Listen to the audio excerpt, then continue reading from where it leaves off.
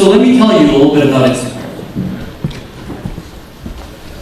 I started this company 1 year ago with a single problem to solve. It's 2013, and we order everything online, from books to big screen TVs. And we get them delivered to our door. But we just cannot order groceries online. So we set out to make grocery delivery as simple as a click of a button. And that's where Instacart started. On Instacart, customers can order their groceries from anywhere, from their homes in front of their computer to their smartphone when they're on the go. Customers can order groceries from all the stores in their cities, and you can mix and match items from different stores. And best of all, you can get your groceries delivered to your door in just 1 hour. Now, many of you are probably thinking, grocery delivery is not a new problem. What's different? What's new about this? And the answer to that, and the reason why Instacart is extremely disruptive, is because we don't have any physical infrastructure. We have not built any warehouses. We don't have any fleet of trucks that we have bought or leased.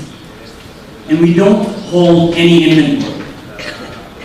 We've made grocery delivery possible with just software. And the way we've been able to do that is by leveraging mobile-based crowdsourcing. This has allowed us to operate at extremely low fixed cost, get started with very low capital expenditure, and it has allowed us to expand to new cities extremely quickly. So as soon as you place an order on Instacart, it is sent to our fulfillment engine. Our fulfillment engine decides what is the most optimal way to get that order to your door. In doing so, it combines your order with other orders in the system. That other orders could be in the same neighborhood or around the same time as your order. This fulfillment engine then assigns this to one of the hundreds of crowdsourced Instacart shoppers in your city. These shoppers are the ones who pick the items from the grocery stores and deliver them to their door. Now, anyone with a car and a smartphone can become an Instacart shopper. We put Instacart shoppers through a background check to make sure that they have a good criminal record. We put them through a driving record check to make sure that they're safe drivers. Then after that, they go through a training program, which includes things like how to pick up good fruits and vegetables, how to handle meats and eggs. This allows us to keep the quality bar extremely high. After they go through this training program, we equip them with an Instacart shopper app. This app is what the shoppers use to pick the items from the stores and deliver them to their doors. And this app is extremely intelligent. It knows exactly where the items are located within the store. It knows the aisles, the departments, and the shelf. So the shoppers are navigated within the store as well as outside the store as they pick the items and deliver them to the customers. So now that you have the context about Instacart, I'd like to talk about 3 pieces of conventional wisdom that just did not work for us. First off, there is move fast and break things. This has sort of become a rallying cry in the Silicon Valley and the startup ecosystem in general. In fact, there are posters of this all over Facebook. There are even t-shirts and pins that you can buy with this written on them. And the idea behind this is, if you're not breaking things, chances are you're not moving fast enough. Companies are able to iterate on their products a lot faster as a result of this approach, with the premise that the subsequent iterations are going to yield a better solution. There is no investor or entrepreneur out there who's going to advise against this approach. If it's worked for Facebook, it must work for you. For us, it just did not work. We realized that when a customer is ordering 30 items worth of groceries, and if just one of those items is out of stock in the store, that could have a disastrous impact on the customer. That one ingredient could be the key item in a recipe that the customer is trying to prepare. And if that one item is missing, the customer's experience with Instacart is ruined. So we realized that the cost of error for us is extremely high. For Facebook, if the like button is down momentarily, it's not the end of the world. But for us, an error of a similar magnitude could have a disastrous impact on the customer. As a result, we've had to build systems in place that ensure that errors like that just do not happen. One such feature is called replacements. This allows customers to pick replacement items in case their ordered items are out of stock. This guarantees that the customer is going to be able to get their items. In case something's out of stock, they'll get a replacement which they have chosen well in advance. The second piece of conventional wisdom that just did not work for us was under-promise and over-deliver. This has become an ultimate offering for customer service.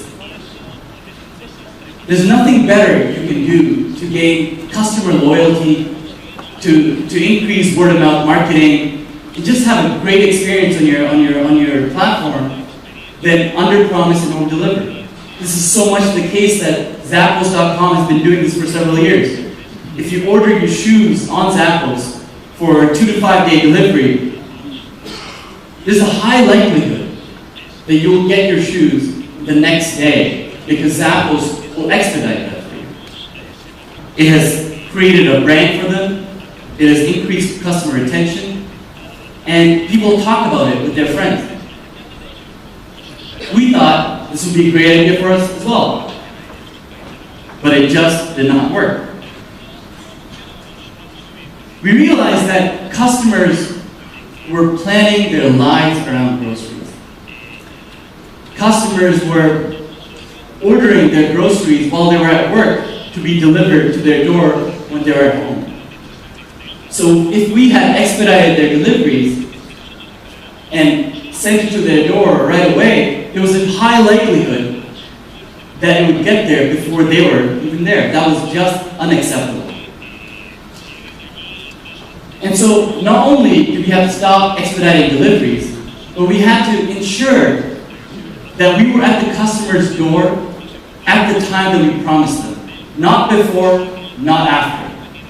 We learned that being early in our business is just as bad as being late.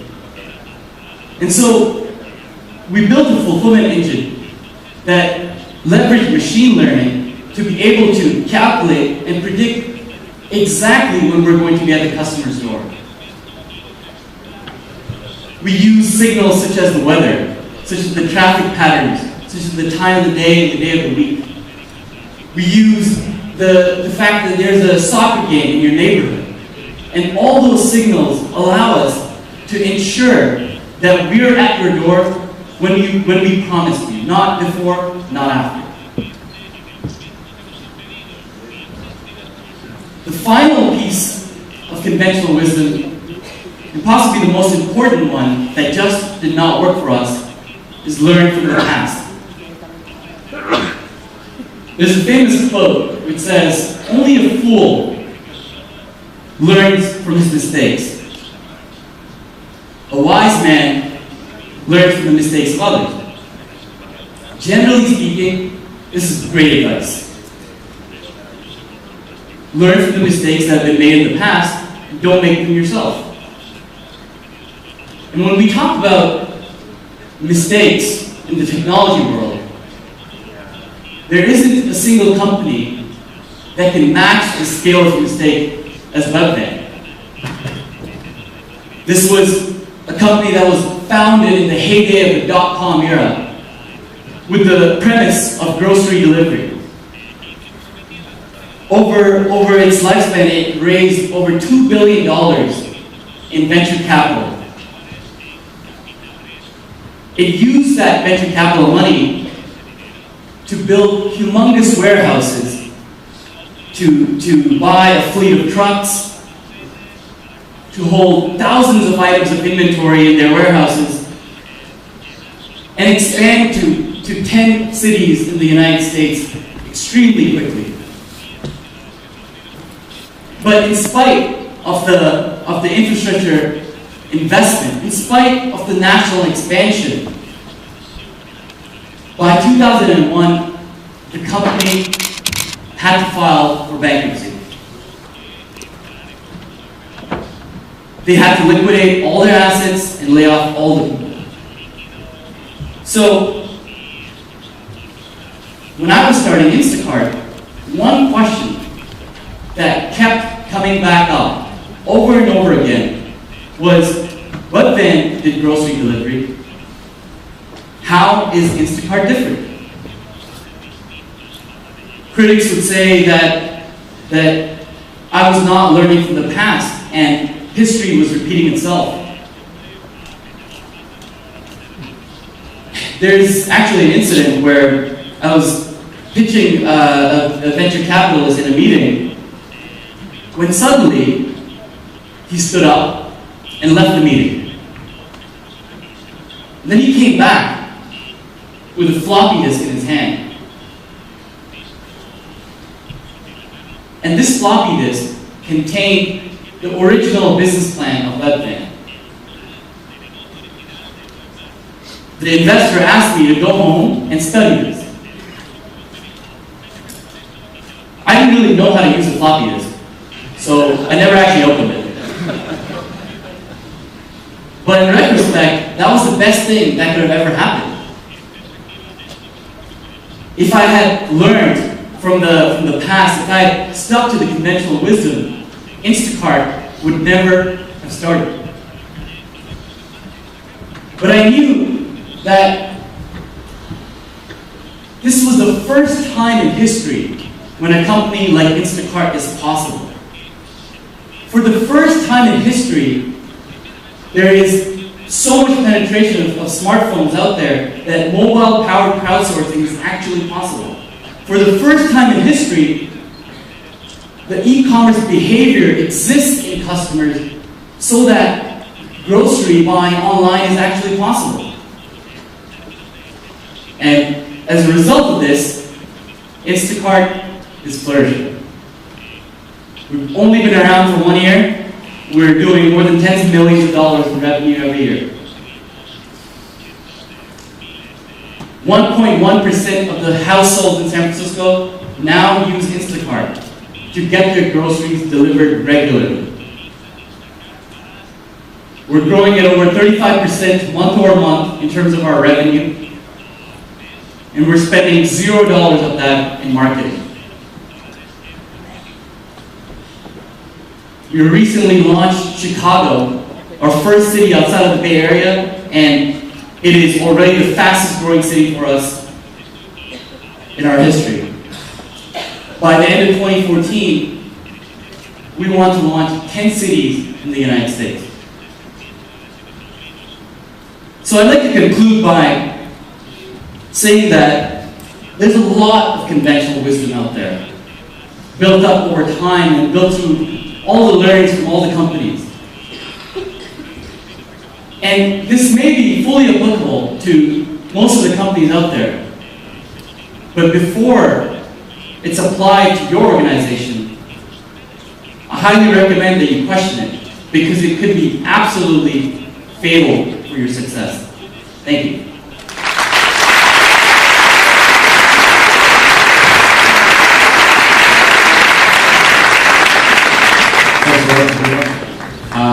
Antes de empezar con alguna cuestión por la que habéis pensando, I have a question for you. It's an obvious question.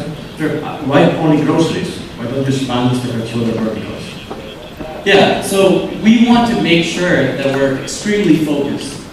There are lots of features that we've had to develop that are specific to groceries. The nutritional information for items, the replacements for items. But just like how Amazon started with books, and now you can get anything delivered on Amazon, we're starting with groceries. But once we have the full infrastructure built, we can do every other vertical in the world. ¿Alguna pregunta? No sé si tenéis alguna cuestión que preguntar a Apoorva.